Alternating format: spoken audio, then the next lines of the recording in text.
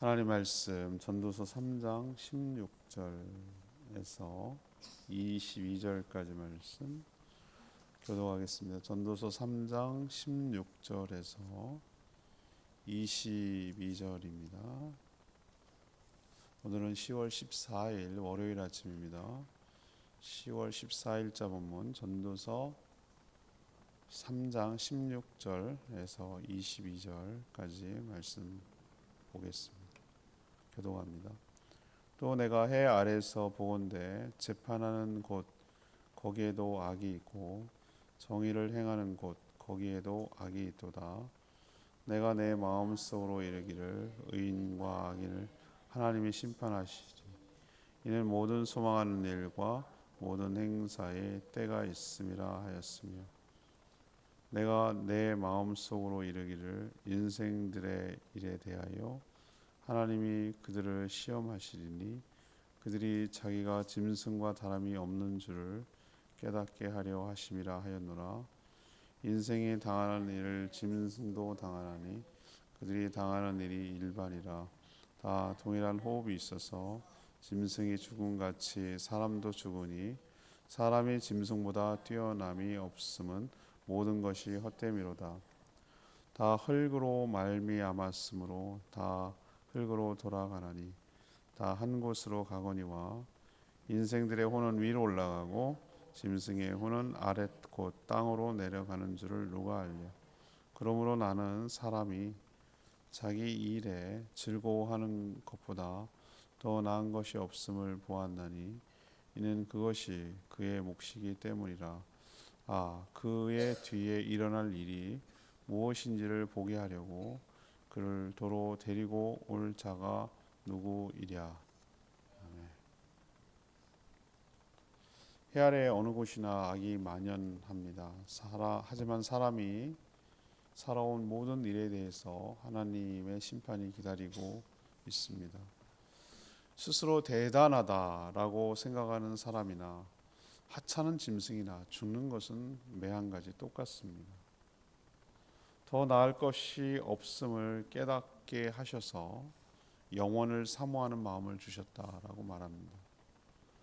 죽음 뒤의 일들을 모른다고 해도 주어진 인생을 기뻐하며 누리는 것이 지혜로운 삶의 태도라고 오늘 이야기하고 있습니다.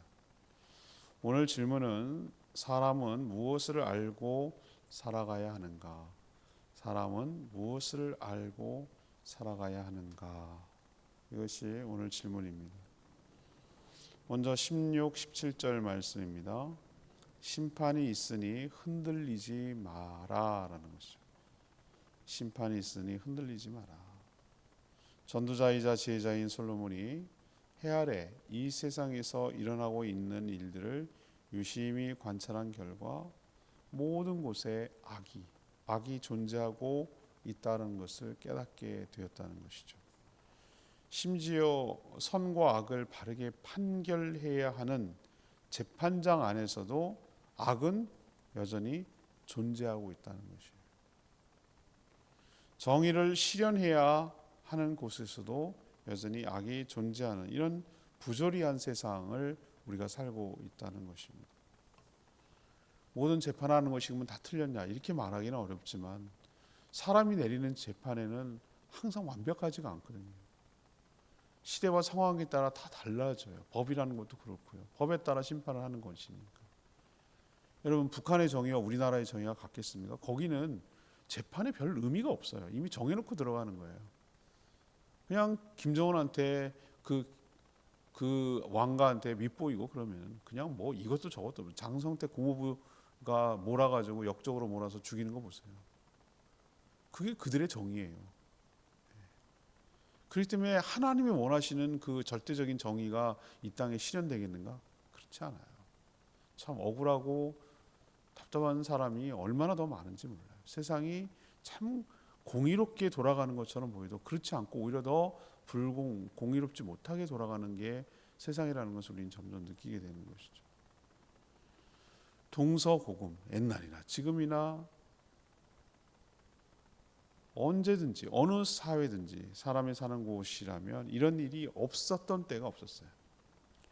왜 그런가? 인간이 죄를 지어서 타락함으로 이 땅에 악이 들어왔고 퍼졌고, 그래서 인간은 이런 부조리한 세상에서 이것을 구원하거나 고칠 수가 없고, 오히려 더 그 부조리함과 불공정함을 더 심화시켜 나가는 것이죠.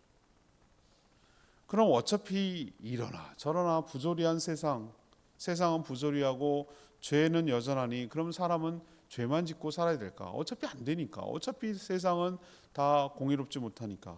이렇게 생각할 수 있잖아요. 남들도 똑같이 뭐 저래도 잘만 살더만, 이렇게 생각하지 않겠어요, 사람들이? 근데 그렇지가 않다는 거예요. 오늘 성도들은, 세상은 그렇게 돌아갈지라도 성도들은 그렇게 살면 안 된다는 거예요. 왜 그러냐? 왜 그런가? 하나님께서 오늘 뭐라고 그랬어요? 하나님은 의인과 악인을 반드시 뭐 하신다고? 심판하신다고 그랬잖아요. 세상은 공정하지 못하게 심판할 수 있어요. 재판정에 가서도 이상하게 판결을 내릴 수 있어요. 그래서 공의롭지 못할 수도 있어요. 실수할 수도 있어요. 우리도 얼마나 옛날에 사형을 하고 언도해놓고 죽여놓고 지금 와서 재심해가지고 다시 그 번복하는 경우가 얼마나 많이 있습니까? 그럴 수 있거든요, 사람은. 근데 하나님은 안 그렇단 말이에요. 하나님은 최종적이고 엄정하고 공의롭고 불꽃 같은 눈으로 하나님의 기준에 맞춰서 정확하게 판결하신단 말이에요. 아무 소리도 못하게, 반론도 못할 정도로 정확하게 하나님이 공의롭게 판단하신다고. 그러면 그때가 어느 때냐? 모든 건 다 때가 있는데 사람도 반드시 심판을 받을 때가 온다는 거죠. 그때죠. 우주적 종말과 개인적 종말이 있죠. 개인적 종말은 한 사람의 개인의 죽음입니다. 죽으면 그 영혼이 떠나서 하나님 앞에 섭니다. 그게 하나님의 심판이죠. 죽으면 끝이 아니죠. 죽으면 끝이지 뭐. 그렇게 너무 쉽게 생각하면 안 돼요. 끝일지 아닐지 어떻게 알아요? 만약에 그렇다 칩시다. 100번, 1000번, 10,000번 양보해서 죽었는데 끝이 아니야. 그 예수쟁이들이 말한 딱 천국에 가버렸어. 하나님 앞에 서버렸어. 그때 어떡할 거예요? 그래요. 끝이라고 칩시다. 그러면은 끝이 아니라고 생각하는데 어차피 일어나 안 믿건 믿건 끝은 끝이잖아. 안 믿었다고 쳐도. 그럴 일은 없겠지만, 심판이 없다고, 하나님이 없다고 이렇게 생각하는 사람은 정말 그게 맞았어. 그거 없으면 없는 대로 하는데 만약에 있으면 어떡할 거예요? 그래서 우산을 비유를 말하잖아. 내일 비가 옵니다. 예비를 여러 차례 얘기했어요. 어제도 얘기했거든요. 에이, 오긴 뭐라, 맨날 그냥 구라청이더만 뭐 그러면서 우산을 안 준비해 갖고 어떻게 됩니까? 우산 비 맞는 거죠 뭐. 그래서 우산을 준비해서 비가 온다고 그러길래, 그래서 안 올 수도 있어. 그럼 그냥 안 오는 대로 귀찮긴 해도 들고 다닐 수는 있잖아요. 근데 오면 어떡할 거예요? 이런 거죠. 이런 거죠. 하나님의 심판이 우리는 반드시 있다고 믿어야 됩니다. 이건 개인적인 종말이고요. 우주적인 종말은 이 모든 악을 하나님께서 그냥 두지 않아요. 이 창조 질서를 회복시키기 위해서 원래 의도한 대로 그 타락한 천사들, 사단들, 마귀, 귀신들 전부 다 뭐 그를 따르고 추종하는 모든 사람들까지 함께 무적행, 그러니까 밑이 없는 지옥에 쳐놓고 봉합해 버릴 거예요. 그래서 단절시킬 거예요. 그렇게 되면 이제 더 이상 악이라는 게 존재하지 않아요.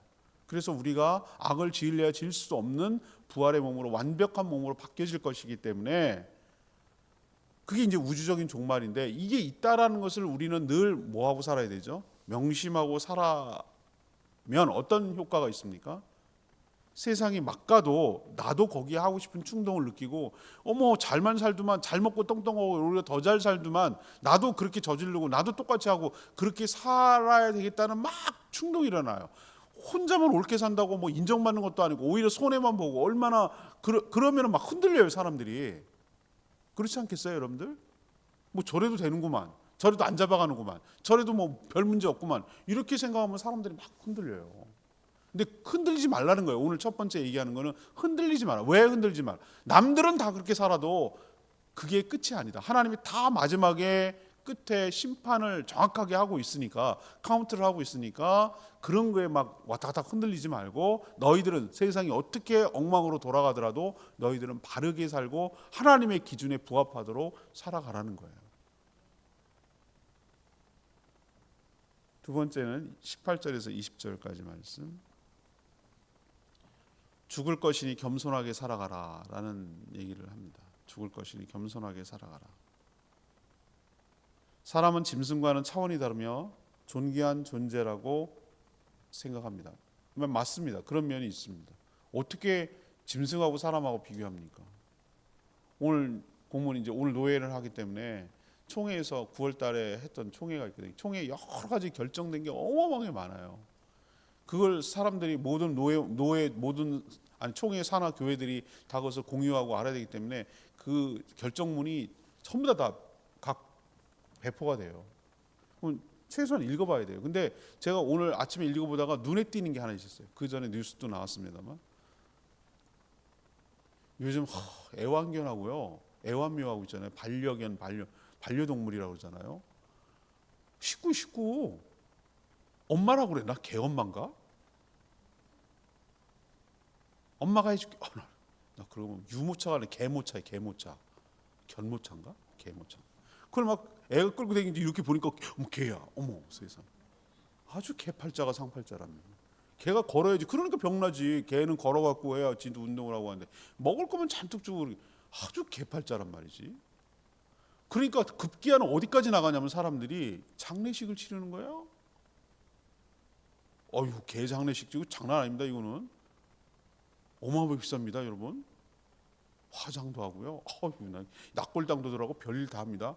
근데 이제 그걸 그래 좋다 이 같이 좋으니까 하는 건데 뭐라고까지 목사님 오셔서 장례식 치러달래. 이거 웃었죠? 여러분 지금 웃었잖아요. 근데 웃을 일이 아니라니까. 그 심각하게 다가온다니까요. 그런 요구를 한다니까요. 이거를 누가 하나 참 이것도 문제가 되려는지. 그래갖고 지난번 총회 때 그게 안건이 올라갔어요. 이럴 경우 어떻게 되냐. 웃기는 일이죠. 근데 웃기는 일이 실생활에서 벌어지니까 기가 막힌 일이 벌어진 거예요. 그래서 1년 동안 그것도 1년 동안 연구를 했대. 교수님들이. 그래서 내린 결론. 동물하고 사람하고 똑같지 않고 영혼이 없으니 장례식을 집례하는 것은 옳지 못하다. 되게 서운할 텐데요. 장례식 하지 말고 가서 기도해 주래. 위로해 주래. 그렇다고 목회 차원에서 그 사람은 자기가 가족을 잃어버린 거랑 똑같은 마음 상실감이 클 테니 가서 위로해 주고 그렇지만 장례 예배 형식을 띄워가지고 그런 식으로 하는 건 옳지 못하다. 이게 결론이에요. 별일 다 하죠. 별일 다 하기는 세상에서 별일이 다 일어나는데 오늘 저는 그거 보면서 이 생각이 났어요. 오늘 말씀 읽는데 그 얘기가 생각났어요. 뭐가 달라? 사람이 다를까? 짐승도 대우받고 살아가는데 이렇게 생각하는 거예요. 짐승도 죽어서 땅에 묻히고 다 흙으로 만들었으니까 사람도 죽어서 똑같이 묻어지면 흙으로 돌아가는 게 똑같다면 과연 사람이 짐승보다 더 나은 것이 무엇인가? 라는 것 때문에 막 흔들리고 왔다 갔다 하는 거죠. 그것을 하나님이 그들을 시험한다 이렇게 표현했어요. 뭐 다를 게 하나도 없네 라고 한다면 어차피 이래 죽는다 저래 죽는다 이렇게 생각한단 말이죠. 사람은 자신이 짐승과 다를 바 없는 비참한 존재라는 것을 왜 절감을 해야 그 실감이 나야 이런 절망적인 상황에서 그럼 어떻게 구원을 받을 수 있는가에 대해서 고민하게 됩니다. 그렇지 않으면은 이런 생각조차 안 해보는 거예요. 사람은 자신이 짐승과 다를 바 없는 비참한 존재라는 것을 직시해야 죽음에 대해서 한번 생각을 해보는 거예요. 죽음의 기원이 어디서 왔지? 어떤 것이 원인이지?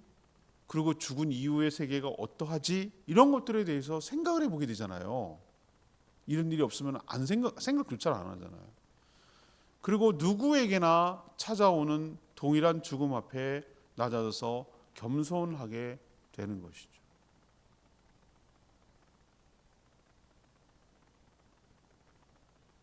우리가 누가 먼저 갈지 누가 알겠습니까?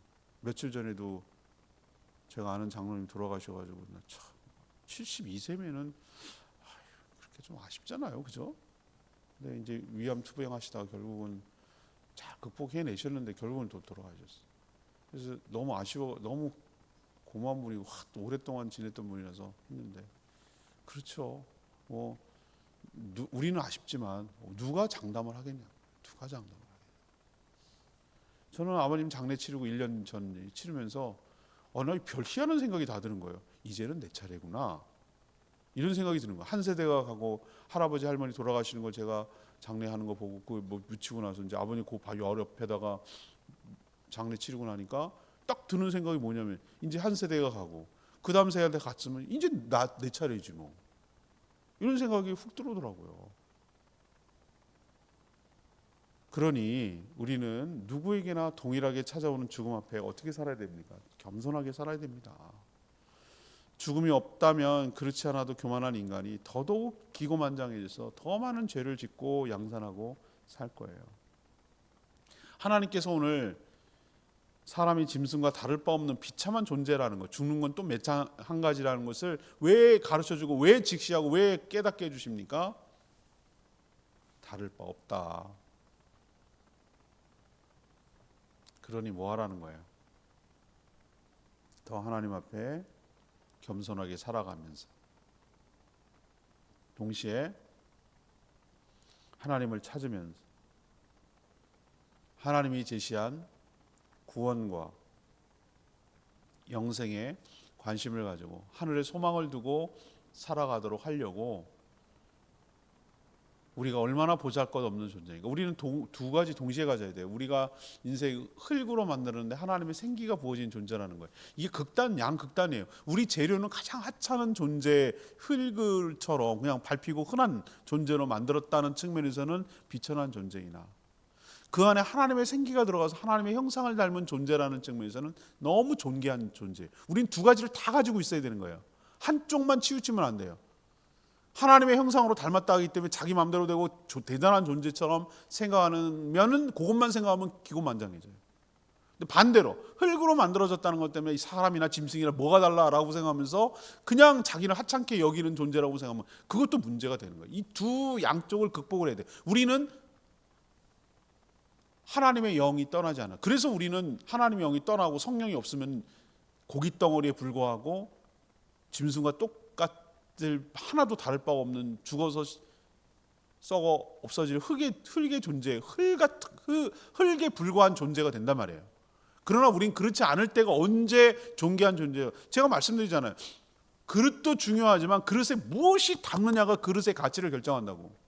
옛날에 초창기 선교사 와가지고 세상에 도자기에다가 보석 같은 거 이게 담아놓고 뭐 중요한 기품 담아놓는데 그게 우리 조선 사람 시절 오강이란 말이에요. 오강. 뭘 알아야 그게 도자기인 줄 아는 거지. 그러나 거기가 뭐가 담기느냐에 따라 그 그릇이 달라지는 거예요. 가치.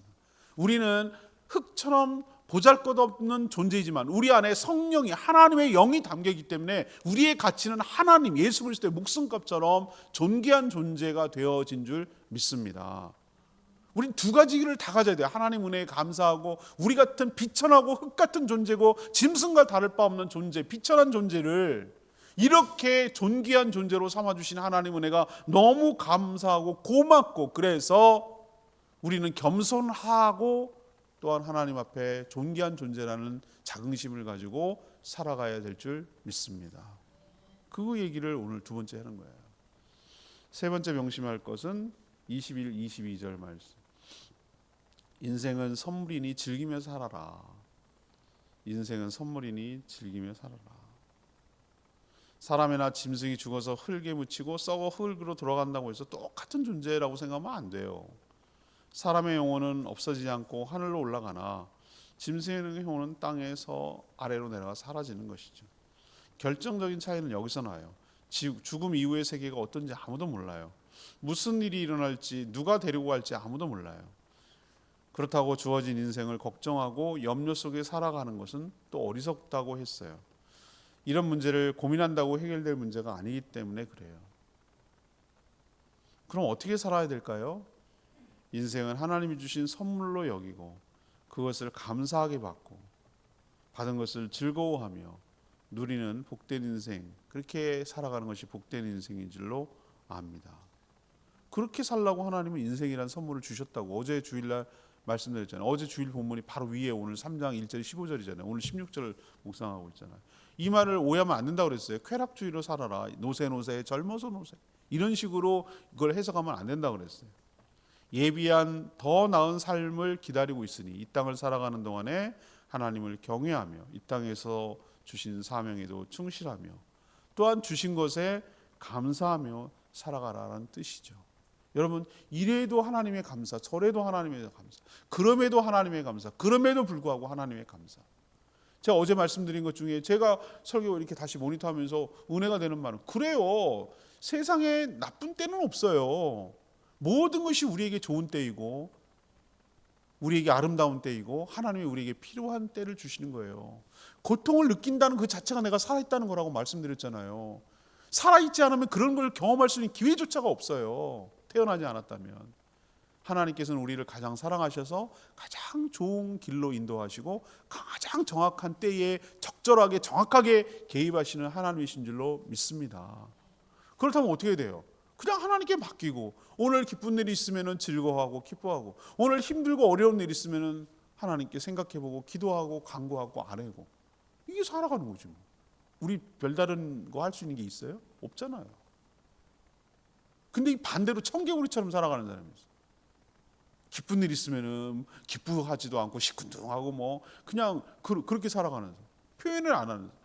힘든 일이 있으면 그냥 막 죽을 것처럼 다 끝난 것처럼 그냥 낭망하고 절망하고 살아가는 사람. 힘들고 어려운 일 있으면 또 이것도 지나갈 거지. 그리고 이 다음에 또 좋은 게 오겠지. 하나님 이 가운데도 나에게 주시는 것이 있겠지. 나에게 교훈하는 게 있고 나를 돌아보고 나를 깨우치고 하나님께 나아가란 뜻이겠지. 이렇게 생각하고 또 그러면 되는 거고. 기쁘고 즐거운 일 있으면 하나님 은혜 감사합니다. 감사합니다 하고 하나님의 은혜입니다라고 하나님께 영광을 돌리고 이 기쁨을 함께 나누면 되는 것이고. 그렇게 살아가는 거예요. 그렇지 뭐. 어차피 죽을 거니까 뭐 아무것도 소용없어, 덧없어 이러면서 그냥 인생을 인조이하지도 못하고 인생을 그렇게 허비하는 건 이건 정말 어리석기 짝이 없는 거예요. 선물을 줬는데도 선물을 그걸 가지고 누리지도 못하고 기뻐하지도 못하고 사용하지도 못하고 그렇게 살아가는 인생이 얼마나 주신 하나님 얼마나 화가 나시겠어요. 그러니 여러분, 인생을 하나님의 선물로 생각하시고 이 주어진 동안에 선물은 없어집니다. 다 쓰고 있는 동안에 이 인생을 감사하며 기뻐하며 즐기며 누리며 살아가는, 인생을 정말 꽉 차게 살아가는, 더함이 없이 살아가는 그런 복된 인생 살아가게 되기를 축복합니다. 22절 레마의 말씀입니다. 22절. 그러므로 나는 사람이 자기 일에 즐거워하는 것보다 더 나은 것이 없음을 보았나니 이는 그것이 그의 몫이기 때문이라. 그의 뒤에 일어날 일이 무엇인지 보게 하려고 그를 도로 데리고 올 자가 누구냐. 저는 이 말씀 보면서 사람마다 하나님이 주신 사명이 다 다른데 보통 사명은 자신이 하는 일들을 통해서 많이 일어나거든요. 근데 저는 제일 불행하고 참 깝깝한 사람이 뭐냐면은 자기가 하는 일을 그냥 마지못해 죽지 못해 그냥 하는 거예요. 목구멍이 포도청이라 가지고 그냥 진짜 먹고 살려고 억지로 그냥 막 하는 사람 있어요. 난 참 딱하더라고. 딱해요. 벌이야 벌. 내가 보니까 벌이에요. 벌.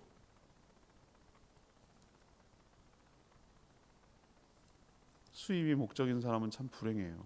저는 수입은 자연스럽게 생길 거고 많냐 적냐의 문제긴 한데 자신의 일을 즐겁게 하면서 자연스럽게 생활하는데 필요한 수입도 생기는 게 이게 자연스러운 것인데 저는 자신이 하는 일을 통해서 의미를 찾고 자신이 하는 것에 통해서 가치를 가지고 이 사회와 이 땅에 기여하고 하나님 나라 확장을 위해서 쓰임 받도록 자신이 하는 일을 즐거워하면서 기뻐하는 사람이 저는 가장 행복한 사람 같아요.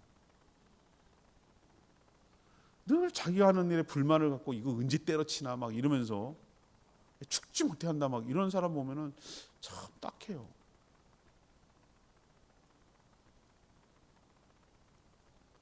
또 그런 일을 찾았으면 좋겠고 자녀들이 억지로가 아니라 자기가 좋아하고 기뻐하고 의미를 부여하고 가치롭게 여기는 일을 하면 살았으면 좋겠어요. 이게 행복한 거거든요.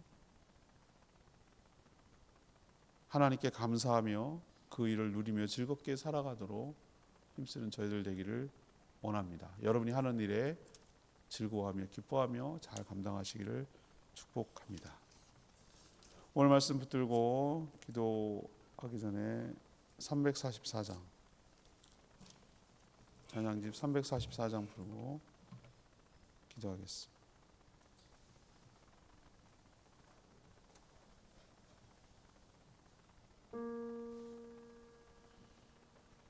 사랑합니다 나의 예수님.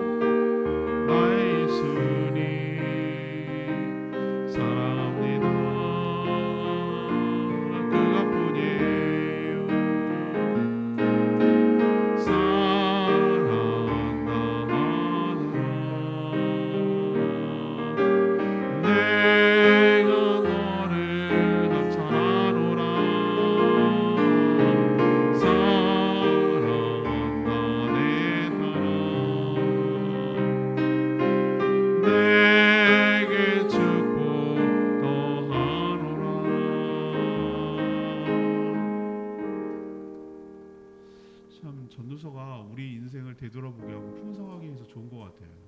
뭐 복음서도 좋지만 인생이 뭔지에 대해서 한번 생각해보게 되잖아요. 우리의 존재와 가치가 어떤 것인지 깨닫게 되고 하나님의 심판과 하나님의 영원한 것들을 사모하게 만들고 이 땅이 하나님의 선물임을 알고 어떻게 인생을 살아가야 되는지도 지침도 주고 깨닫게 해주잖아요. 귀한 말씀 같아요. 하나님의 선물이라는 말 저는 굉장히 마음에 들어요. 그렇다. 하나님 주신 선물, 주신 분의 의도대로 기뻐하며 감사하며 최선을 다해서 그것을 누리고 즐길 줄 아는 그걸 기대하시겠구나. 우리도 인생을 하나님 앞에서 즐기며 감사하며 누리며 살아가는 복된 인생 되게 해달라고 주여 외치며 기도하겠습니다. 주여 하나님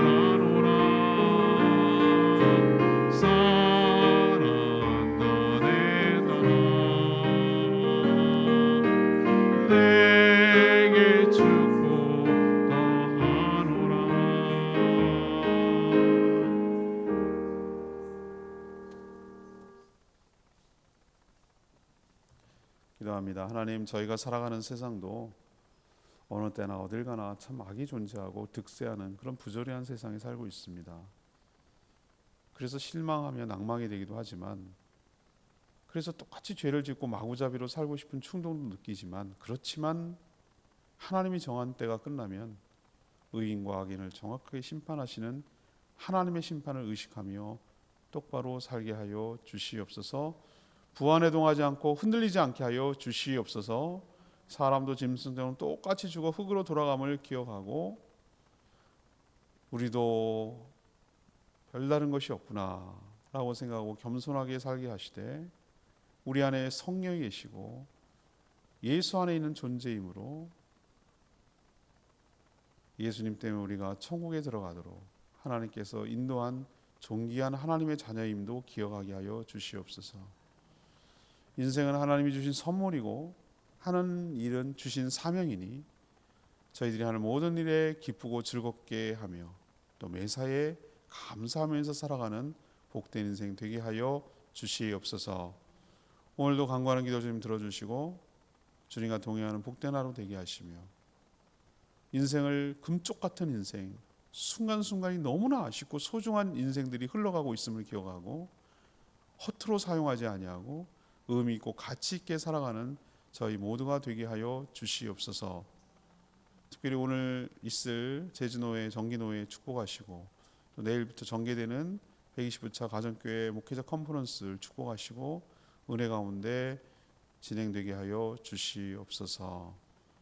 사랑하는 모든 성도들의 생업과 가정을 지켜주시고 자녀들을 형통케 하여 주시옵소서. 주님 손에 모든 것 맡기옵고 예수 그리스도의 이름으로 축복하며 기도합니다. 아멘. 오늘 하루도 주님의 은혜 가운데 살아가는 이 한 주간도 은혜로 살아가는 복된 한 주간 되길 축복합니다. 내일도 똑같이 하는데 내일 모레 3일